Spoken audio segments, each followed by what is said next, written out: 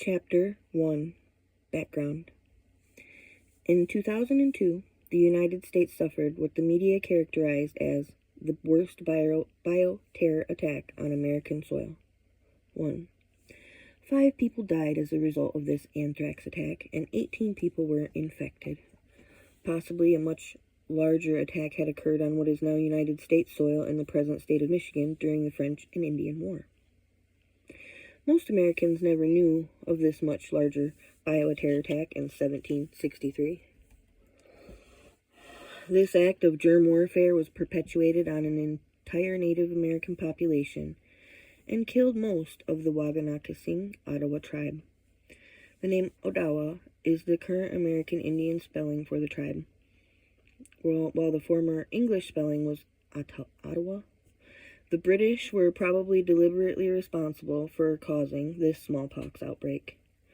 To understand what happened and why, Andrew J. Blackburn, the 19th century Native historian, must first be studied. He chronicled an event about the history of the Odawa and is often discounted in the Euro-American accounts. Blackburn claimed that during the French and Indian War, the British gave a tin box filled with smallpox spores to the Odawa, which almost eliminated the entire tribe. The events both before and after the smallpox massacre are contained in the links of the Little Traverse Bay Band of Ottawa, or legends of the Little Traverse Bay Band of Ottawa Indians.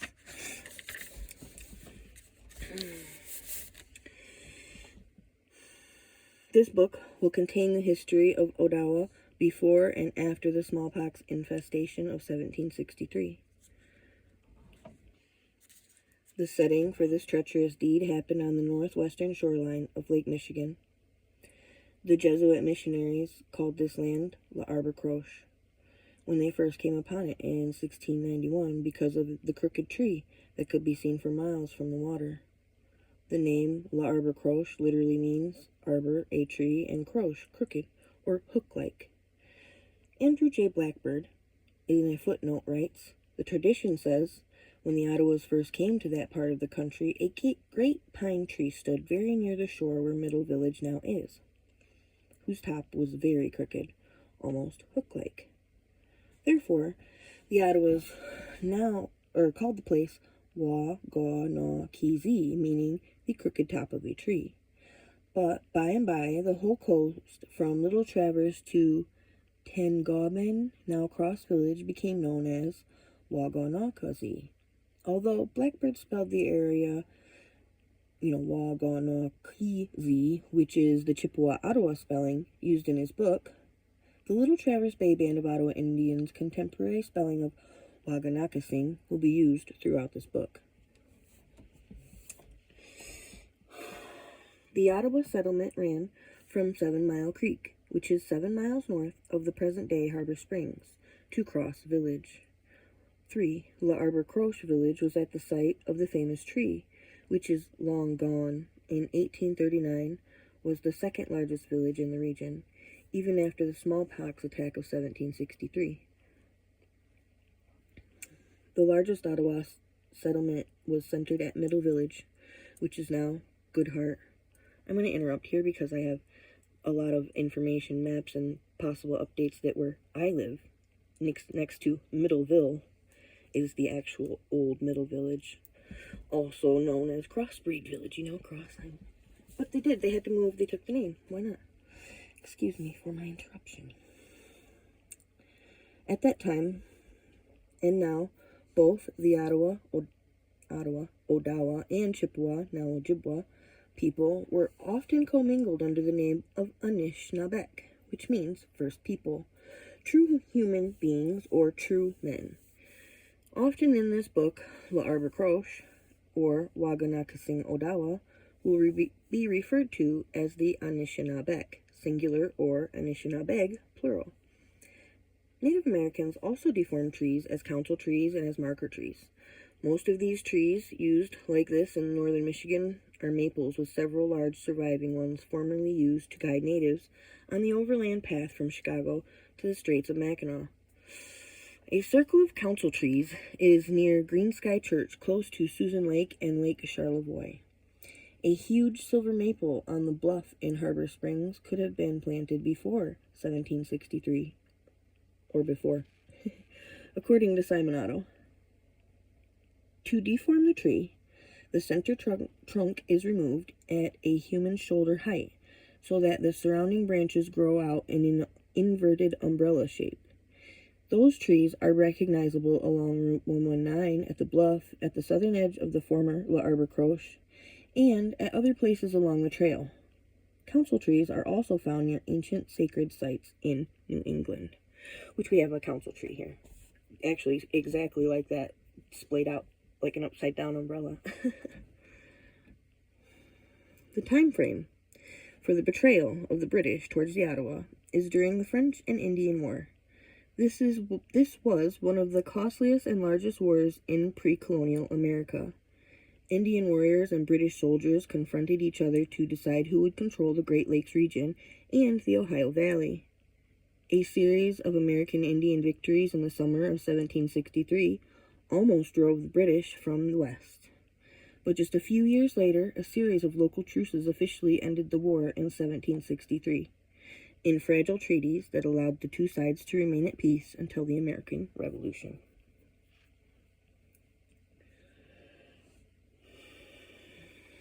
The Royal Proclamation of 1763 recognized the Great Lakes as Indian country, more especially belonging to the Anishinaabe, including all three of the Algonquin peoples, Ottawa, Ojibwe, and Potawatomi. Only the state could negotiate for control, and under this pact the Anishinaabe occupied the land until 1780.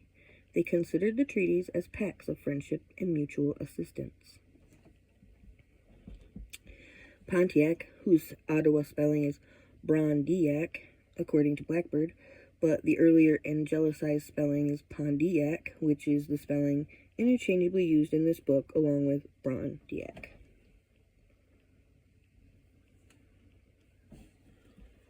One moment, I gotta plug it in.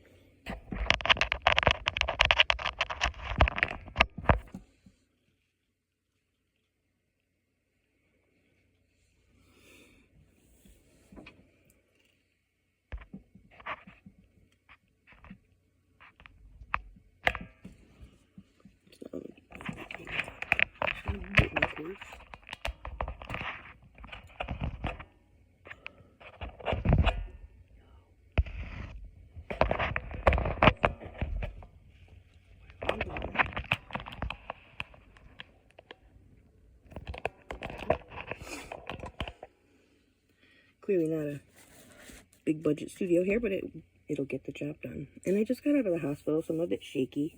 Please excuse. I'll be okay. I can use them. So where was I? We're gonna go back to the Pontiac, whose Ottawa spelling is Brondiac, according to Blackbird, but the earlier angelicized spelling is Pondiac, which is the spelling interchangeably used in this book along with Brondiac. And he was the famous Ottawa chief of the French and Indian War. Pontiac to this day is known for his militant resistance against the colonial expansion into his native territories.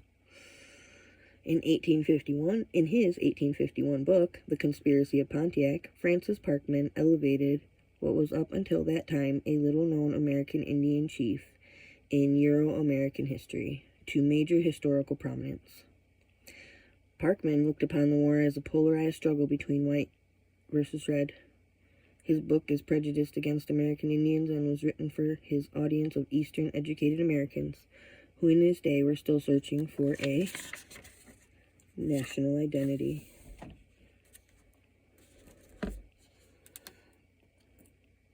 Parkman himself was a romantic historian, but was familiar with American Indians from a previous Western trip. His writing was a backlash against the romanticized fictional writings of Henry Wadsworth Longfellow and James Fenimore Cooper. They portrayed the, quote, noble savage viewpoint, which Parkman often attempted to reduce to just, quote, savage. One of the people who must have read Parkman's work was Andrew J. Blackburn, an Ottawa leader. And the United States Postmaster in the town of Little Traverse, which became Harbor Springs, Michigan. Blackburn decided to set the record straight in his 1887 book, History of the Ottawa and Chippewa Indians of Michigan. Interruption again. I'm going to put a link below, I think, to, I guess it's an excerpt, you'd say, of that book, read by Dennis Morrison. Providing he says it's okay. I'm sure you probably won't mind. History of the Ottawa and Chippewa Indians of Michigan. Blackbird's history has been republished several times and is included in Odawa Language and Legends, Andrew J. Blackburn and Raymond Keogima. The Blackbird history is not just a traditional history, but is also a memoir in the Native American traditional storytelling mode. He also included memoir in the Native American traditional storytelling mode. He also included an Ottawa Blackbird spelling and Chippewa Ojibwa grammar. Blackbird uses the same stylistic form for his history that Parkman, a Harvard professor, used, but adapts it to his own particular topic and background. Smart. Andrew J. Blackbird published his history 123 years after the alleged smallpox event that occurred during his grandfather's time. Blackbird was 72 years old when his history was published. He was born in 1815, just 51 years after the smallpox betrayal. The date of his birth is the accepted date, although Blackbird himself wrote that he was unsure of his exact birth date in his book. His father lived to be 100 years old. The story relayed was in a father-to-son time frame of just one generation. In the American Indian traditions of the Odawa, their history was conveyed through oral history or storytelling. In the winter, the members of the tribe gathered in longhouses to hear the elders tell stories and pass along what had occurred before them. Blackbird writes, "My father was a little boy at that time, and my grandfather and my great-grandfather were both living then, and both held the first royal rank among the Ottawas. My father was then a sub-chief, and my great-grandfather a war chief, whose name was Pungowish.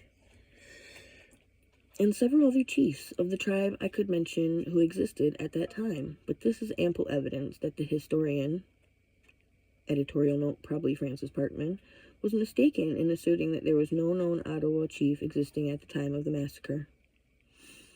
Editorial note: massacre at Michilimackinac in 1763. The setting for this biological warfare of the British occurred in what is now northern Michigan. Smallpox scabs hidden in a tin box and possibly smallpox-riddled blanket were sold to the L'Arbor-Croche, Ottawa, and Montreal while they were there on a peace mission. This act of the British against civilians was perpetuated on a helpful tribe in an act of deliberate cruelty, will be examined in subsequent chapters. A peaceful and helpful deed of the Ottawa, which was escorting and returning British soldiers safely from Fort Michilimackinac to Montreal, was repaid in a betrayal against innocent American Indian women, children, medicine healers, and other Ottawa, as well as the braves, chiefs, and warriors who were at peace with British at that time. This biowarfare incident is described in a sidebar on the History Television internet site. Even though the L'Arbor-Croche, Ottawa had not joined Pontiac in 1763, they believe that the British deliberately infected them with smallpox shortly after the war. According to L'Arbor-Croche oral tradition, British traders gave them a mysterious box and told them not to open it until they were back in their village. The box turned out to contain a mysterious brown powder. Immediately afterward, the deadly smallpox epidemic broke out and decimated their villages in northern Michigan. The Odawa, who have an unusual history in that they were totally exterminated or moved to another part of the country like many other tribes. The first attempts to exterminate them was in 1763, and the subject of this book. Later, although Andrew Jackson tried to move them beyond the Mississippi like many other tribes, only part of the Waganakasing Ottawa moved to Canada in protest, including Andrew Blackbird's father. As a peace-loving and agrarian tribe, the Ottawa instead assimilated with the white settlers and added downtown real estate to their 80-acre allotment, granted in the Treaty of 1836. They worked as lumbermen, shopkeepers, carpenters, and educators alongside the settlers and were part of the changing economy. Most of Emmett County is still their reservation, while the other Native Americans were moved to unusable land in the West. For instance, the Stockbridge Mohicans were moved to a reservation in Wisconsin, and no Stockbridge Indians now live in Stockbridge, Massachusetts. The Stockbridge spoke the same language as the Ottawa, were agrarian, and accepted the Christian faith, but they were forcibly removed from their land. Perhaps the experiences of the Ottawa as traders being in contact with many, perhaps the experience of the Ottawa as traders, with many different cultures enabled them to maintain their own culture while maintaining their integrity and staying on their ancestral land. The Waganakesing Ottawa remain in their original home by assimilating into the Euro-American culture and are thriving with an honorable and cultural renaissance after years of hardship and pain.